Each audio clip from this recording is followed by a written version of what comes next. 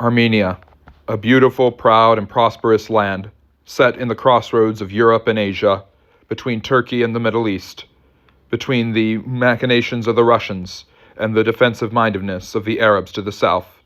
A proud and beautiful land next to Azerbaijan and Georgia, with a proud and beautiful people who are resilient and who do not let the giants around them ever destroy their Titan spirit.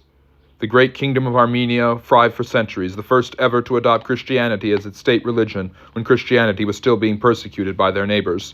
The Armenians may have been ahead of their time. They survived the Middle Ages, being oppressed and attacked by many opponents, many of them Muslim, but eventually would fall under the sway and influence of the mightiest Muslim empire of all time, the Ottomans, the Sunni Muslims who conquered them in the 15th century en route to destroying the Byzantines and becoming the greatest empire in the world to that point, controlling all of North Africa, the Middle East, southeastern Europe, and of course the Transcaucasus regions, including the Armenians. The Armenians, like many others, soon found themselves second-class citizens to the mighty Ottomans, their sons being forced to serve in their armies or convert to their religion.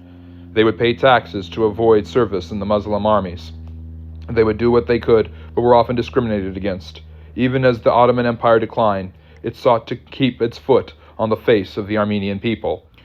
This would especially be the case in the early 1900s, when one of the most horrifying disasters in human history would significantly reduce the influence, language, reach, culture, and population of the Armenian people, who stayed strong and survived, despite losing a huge segment of their population in the first of many genocides of the 20th century.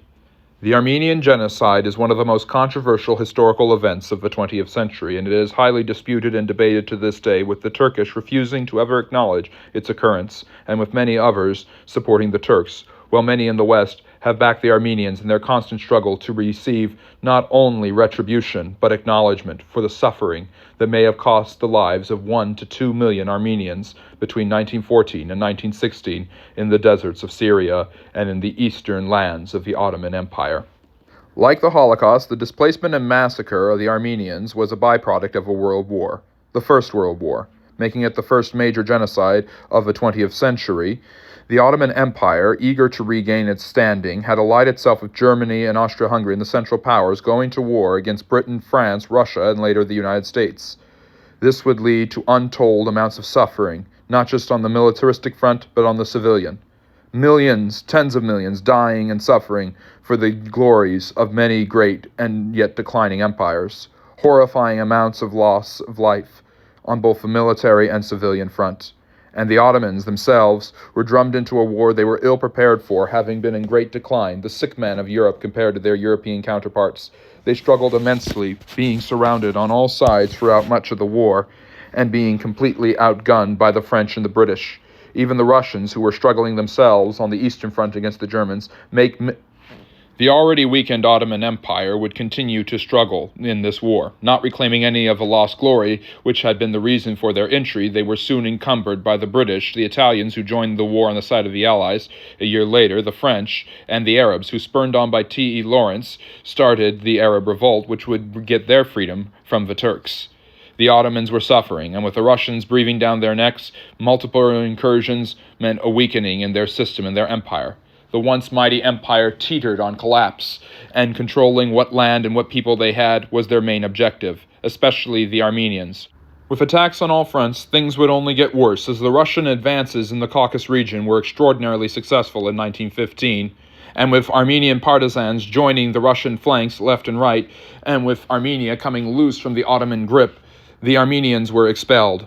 Over 1 million people were forced to relocate from Armenia to the Syrian desert, not trusted and feared because of their different status, because they would sooner be under the Russians than under the Ottomans, the Turks believed. This led to the relocation of over 1 million people. Of all stripes and backgrounds, men, women, children, the elderly, it did not matter.